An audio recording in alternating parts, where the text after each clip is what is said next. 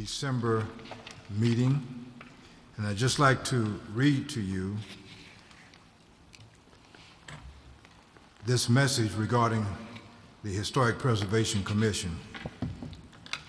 The Historic Preservation Commission is a 9-member board appointed by the City Council and serve on a voluntary basis without compensation. The purposes of the commission are to promote the educational, cultural, economic, and general welfare of the city through the preservation and protection of buildings, sites, structures, areas, and districts of historic significance and interest through the preservation and enhancement of local historic, architectural, archaeological, and aesthetic heritage found in the city, through the maintenance of the distinctive character of the city's historic districts, and through the promotion and enhancement of the city's historic and aesthetic attraction to tourists and visitors. Our procedure for conducting business is the petitioner for each item will be asked to come forward, state your name for the record, and present his or her request. The board would ask any question it may have. Once public testimony and discussion for a particular item has concluded, the members of the board will deliberate and will render its decision. Members with a personal or financial interest in any request are required to recuse themselves from voting. I would like to take this opportunity to ask the members of the Historic Preservation Commission to introduce themselves, and we'll start from my right and the audience left with each member introducing him or herself. Dallas Hanbury. Doug McKence. Carol King. James Long. Thank you very much. And as we proceed here this afternoon, I'd just like to say to the other commissioners, the chair will now entertain a motion for the adoption of the minutes of the last meeting. Motion to adopt, Mr. Chairman. Second. It's been moved and properly second that we adopt the minutes of the last meeting. Is there any unreadiness?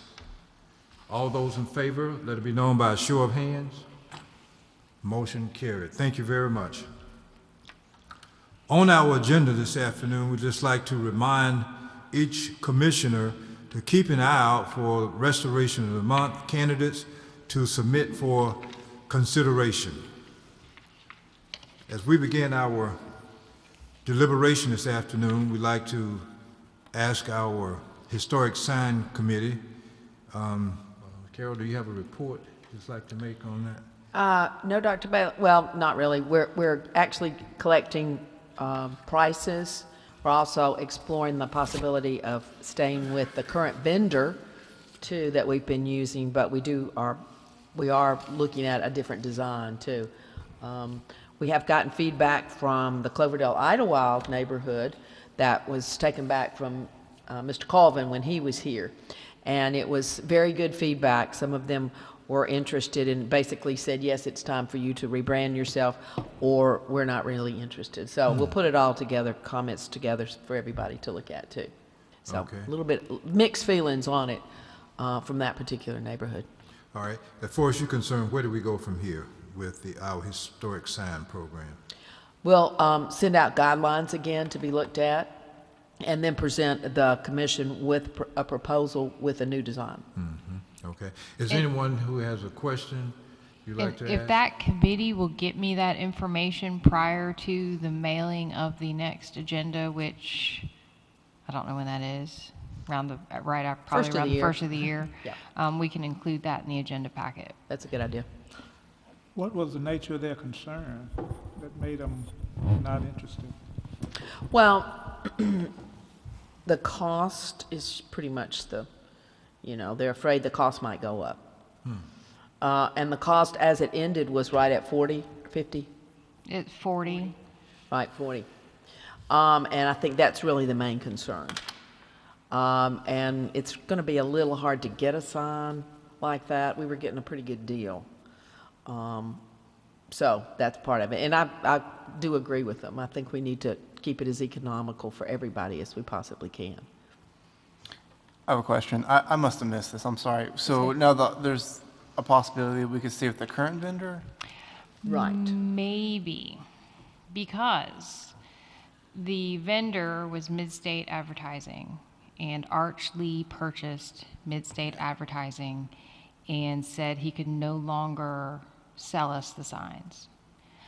Arch Lee is not running for city council. So it may be with him coming off of council in the next, Oh, his term is expiring. he's up for, Yeah. the municipal elections are in August and he is not running. Oh, So there may be a possibility that if we can get some things sorted out, that we might we could just wait until he rolls off. possibly. Right. Or, Okay. or that Yeah. if we put it out to, if we come up with a design and put it out, even open it up for bid, that we could, Right. we could do something. So it's really back, really, the So the, number one is really more a new design, not changing it too much, but, you know, so there's just a distinct possibility then that. right, that it we can could- stay with the same vendor. Or in the same style of sign, which Right. is a metal panel with a three-color screen. And then what they did was they lettered it, when it was approved here, it would be lettered with the Right. name of the district and the construction date. They did a bunch of templates and then they came back and lettered Yeah, so in we the individuals, we yeah. prepaid for a certain number of blanks. But because the HPC had split those up between historic district and historic building, before my time, there was an issue with the house that had been remodeled, and they just, I guess, didn't want to tell someone, no, you can't have a sign because you're in a historic district, which it gets back to the criteria issue. Right. If we're a little tighter on the criteria and have one sign, The cost would The- go down a little bit too. because we wouldn't have to buy so many, we wouldn't have to buy, 50 or 100 at a time of each one. Right. Because 50 was really the minimum we could do, and they preferred that we did 100. So, So that's part of part of trying to keep it economical, because we're going to have to buy multiple templates up front, or, blanks up front. Well, you buy it So, cheaper. right. Yeah. Okay. So, and if we can, just basically alter the design a little bit to brand the HPC, so that's kind of where we are, All right. so. Okay, any other comment, question, concern, whatever? All right, thank you very much. As we continue here, our preservation leadership class, our working committee members are Dallas Hansberry, Brian Mann, and Carol King. Who'd like to speak first? we all have a memo that summarizes what we've been working on for that. I don't want to take over for the committee, but we do have a brochure. We'll be soliciting sponsorships at $25 sponsorship. Marshall Millworks is going to sponsor us at $250 and offer the use of their facility if there's anything we need to make a presentation on. So I defer to my longer tenured colleague. I was going to say my more senior colleague, but that wasn't going to come out right. So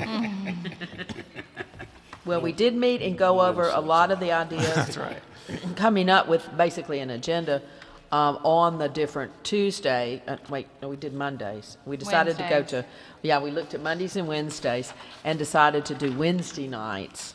And so it'll be March the 27th, April the 3rd, April 10th, April 17th, April 24th, May the 1st, and then May the 8th. And then that next, be How's the that next gonna- Tuesday. Yeah, then the next Tuesday will be the HPC meeting and the graduation, which will be 5/14. Yeah, 5/14 is graduation. And we have a preliminary agenda, a tentative, agenda, and list of possible speakers. Some have been contacted and confirmed, and then some are working on that as well. So, and you'll see, did you include that? That wasn't included in this packet, though. What wasn't included?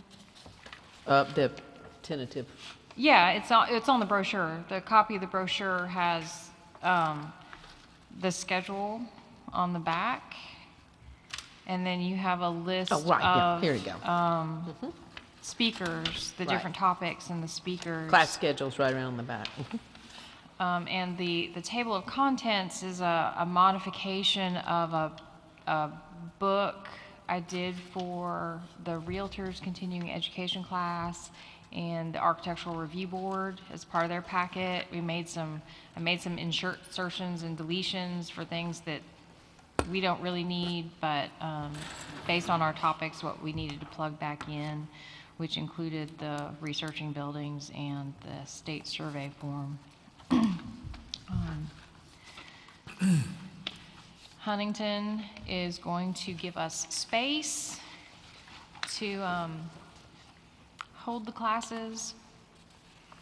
Brian is supposed to get them the dates, and then hopefully we can go over and look at the different rooms that are available and make a selection based on that. We would like to get this out no later than, I would say, late January,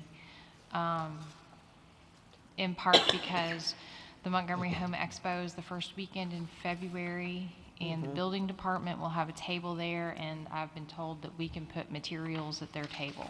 So I think that might be a good place to have a pile of brochures for people to pick up. Probably a bunch of people who have no idea we exist.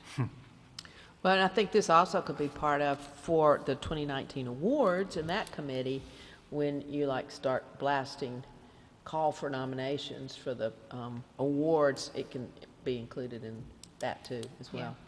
Notice of the seminar. And that is our report. Well, Okay. the one thing we did discuss was whether or not board members should pay to attend.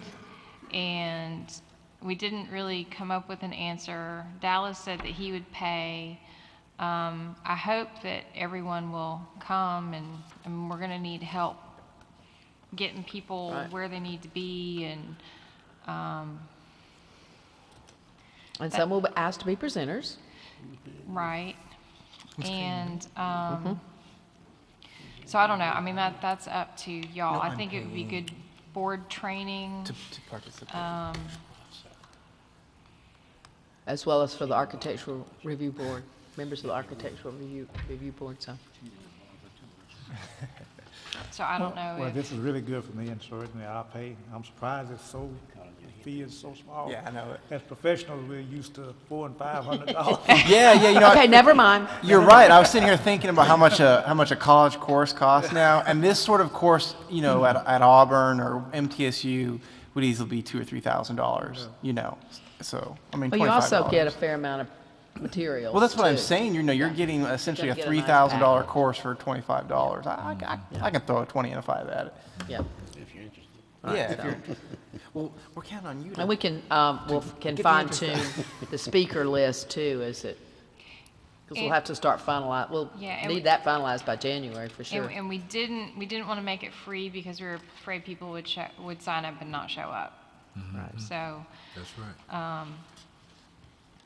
anyway, I've gotten some contact information, at least on how to get the word out to BrewTech students. We're not necessarily targeting high school students, but we would like to make it available and waive the registration fee if a student has a letter of support from a teacher, because that teacher thinks it would be something that they would benefit from. So, and then we'll find out that's wildly popular and we need to charge 5 times as much. And For next year. to cut the demand back. But I think this, given it's the first one, I think it's a good place to start and just see what the desire is to even attend. Christy, what do you think about, and I think we may have talked about this, but I don't know what we decided, about contacting each of the existing associations in the historic districts for sponsorships? We I certainly think that would work. can. Okay. There are a couple of other vendors that we routinely see their stuff come through that I will contact. I know that we are going to get those notebooks for the swag bag from the Historical Society, Oh, okay. and Dallas has not gotten a response from Landmarks Foundation. Okay.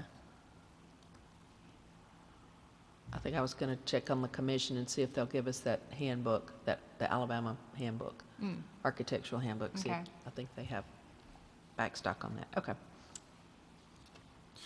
Will we give the attendees a certificate or?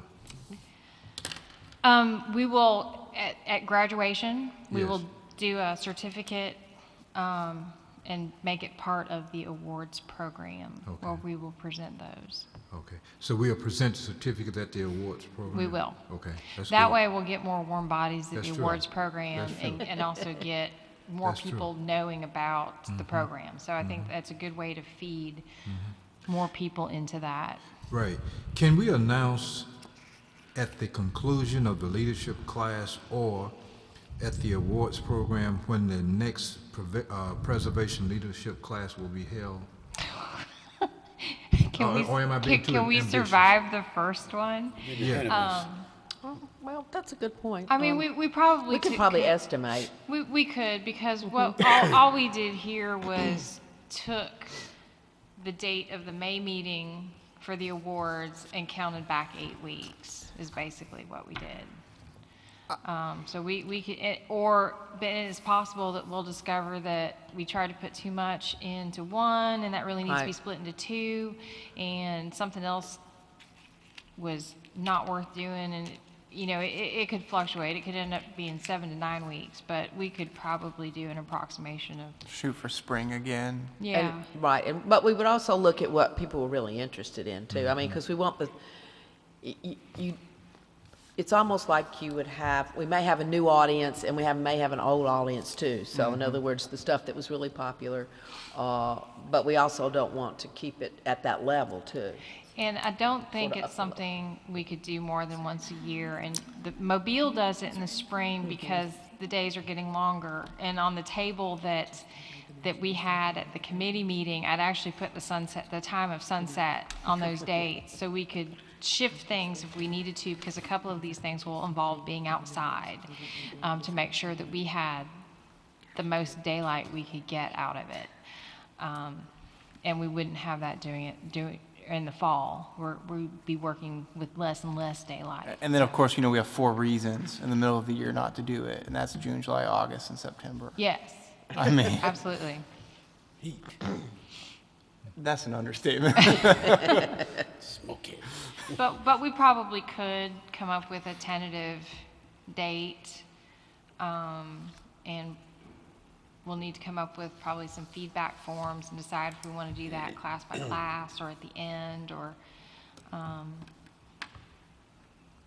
to see who people thought were good speakers, liked the subject and liked the speaker, didn't like the subject, didn't cover what they thought they were going to Right. cover. I have been to all sorts of things where I was like, that is not what I thought I was coming to hear. So, The evaluation will tell us a little bit too. yeah. Right, right. Okay, any other comment? All right. Our 2019 awards program, we've already touched on it, but is there anything else, Kent, you'd like to add to that? I add that we need to get together and, and get this done. I've actually been involved in too many different things, and I haven't had time to get together. We don't really haven't sat down and decide who's going Right. to be a chairman or just a spokesperson or anything of that nature. So, Mr. Long and Ms. Keeping and myself just going to have to arrange some time here in the very, very near future. Sure. And kind of follow the guidelines from last year and anything that someone on this committee may decide to add or detract for, that goes. We have most of the information required from last year, so, but it's just a matter of us getting together and kind of getting to the 11th hour, actually. I think we were headed, with Carol, I think we were headed ourselves last year, but that was Carol, you know what I mean? This is us. Well, we do have a lot of the forms in place so that you can look over them and alter and improve And and, I emailed those to yeah, them. so you can like add new categories or subtract new whatever. Worst case scenario, we change the date and we send it out. Worst case. I mean, if it comes down to, I mean, if we've had so few submissions, I mean, we've been trying to get people to send stuff, and I actually have a list this year of projects that I've been watching, where I would suggest we solicit. You know, once we know that that's the final form, I will mail that to those folks and say, Lot of good selections this year. yeah. Well, I don't really see any reason to change anything, as far as I'm concerned. Just do the same thing we did last year. I mean, I think that maybe the food, you know, that may, you know, someone may want to alter that, but other than the process itself, I see no reason to change anything. It's not broken, so why fix it? Okay. Thank you very much. Any question or comment you'd like to ask one of our chair members? Okay, all right. I have in front of me Historic Preservation Commission 2018 attendance record. And I just want to applaud the members of this commission who routinely attend our meetings each month. And as I look at the attendance record, I can see that we have some members who are not as vigilant about attending the meetings as some others. And my question to you is, what should be our position regarding members who routinely do not attend our meetings? And I would just note, and I can't remember who all may be new since this happened, the bylaws state that if a member misses 50% of the meetings, that they can be asked to be removed.